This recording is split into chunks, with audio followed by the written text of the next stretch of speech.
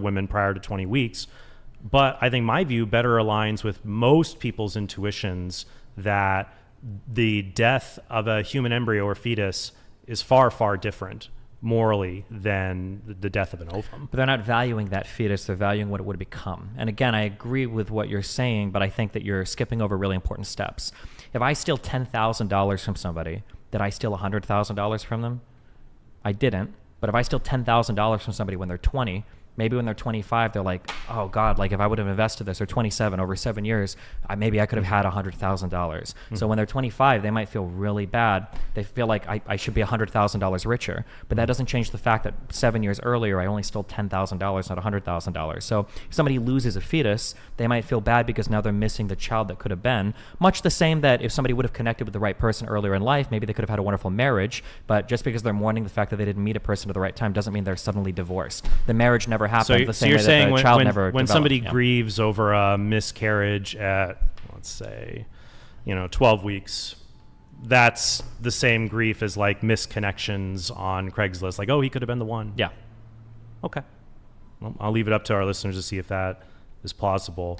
And the last one, I guess, just to make sure you're on the record on this, do you agree with laws that would make it illegal to kill wanted fetuses?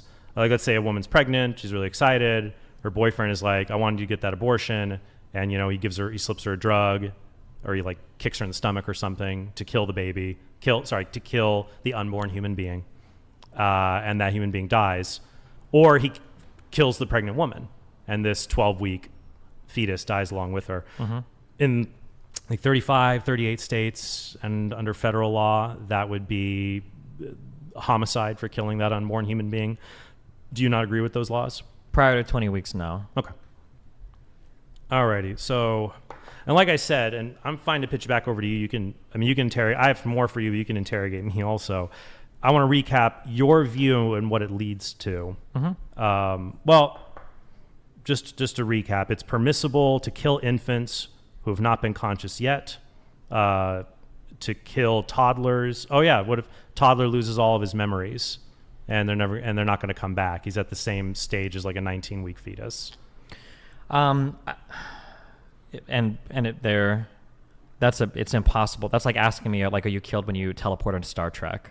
I don't think I have an answer for that. I don't think it's a very difficult hypothetical. I think it challenges the concept of identity, but I don't know if that gets into like a human life or not a human life. If we're talking about deleting somebody's memory and resetting their brain to 19 weeks.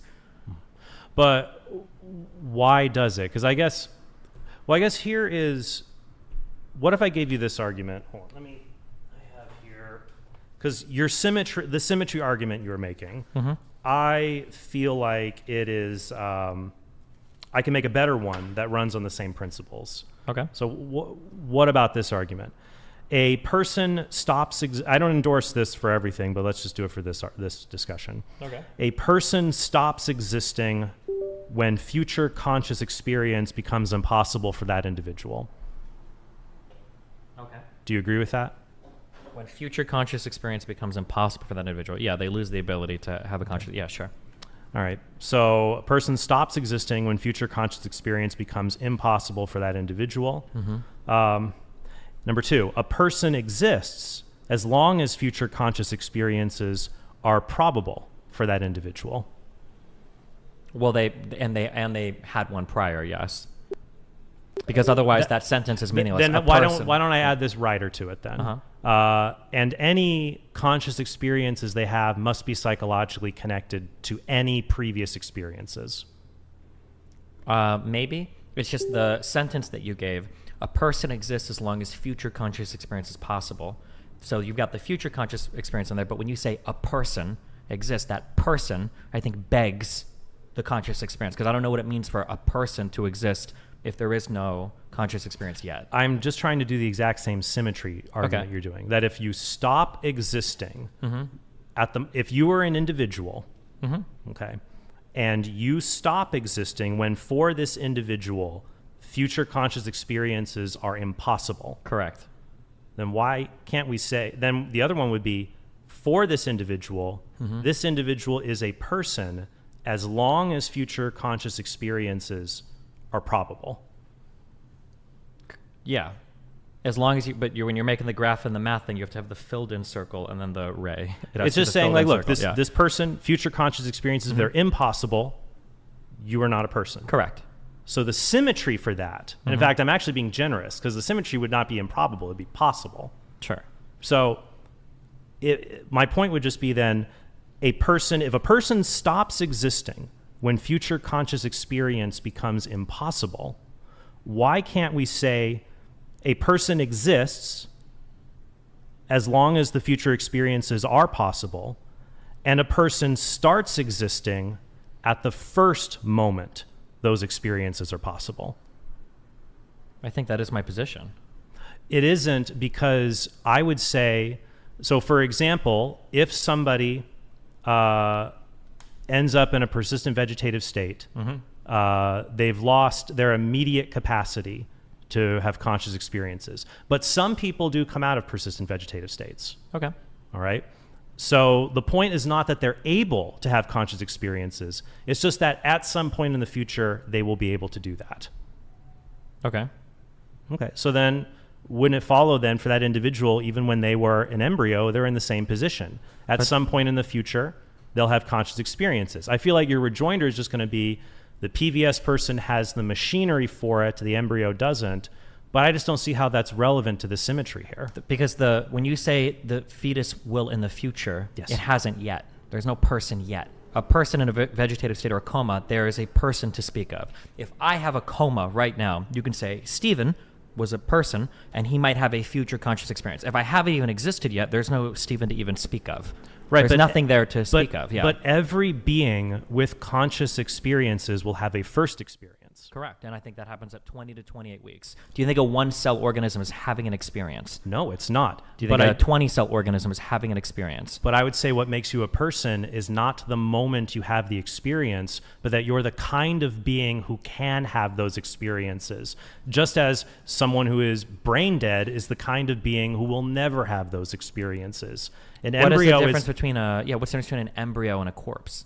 A corpse, the difference is a corpse is a human organism that has lost organic unity. Okay. The parts don't work together for the good of the whole, and so it will decompose. Okay. It will lose composition, it will fall apart.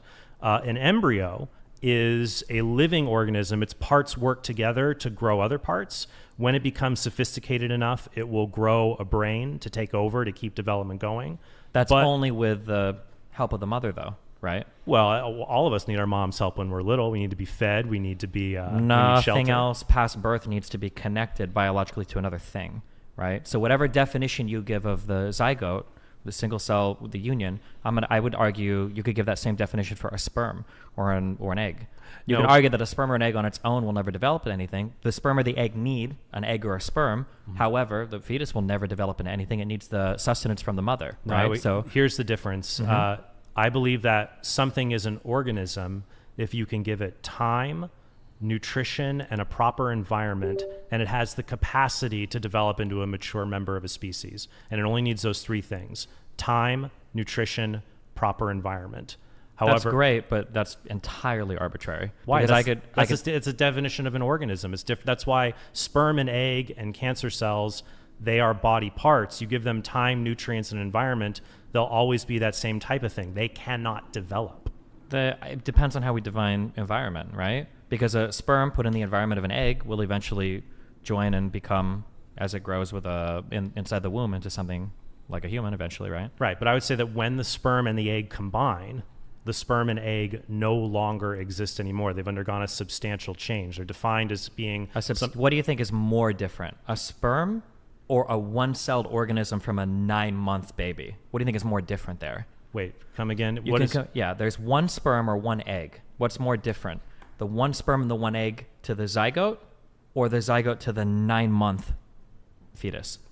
They are different in a myriad of ways. So, sure, but your argument, you're saying that 9-month fetus is more in common with the single-cell zygote than a sperm or an egg has with a single-cell zygote. A 9-month fetus and zygote are the same kind of thing, because the words zygote and fetus, if you look them up, would say this is the stage of development in the life of a human being. So a 9-month fetus and a zygote are very different. One's going to have billions of more cells, for example. But a sperm and egg and a zygote, the difference there is greater because we're not talking about degree. Like a zygote and a fetus, they're different in degrees, more cells, more abilities. But the sperm, egg, and the human embryo, they're different in kind. These are organs, they're body parts. They're not a whole body. I understand what you're saying. I don't know if I'm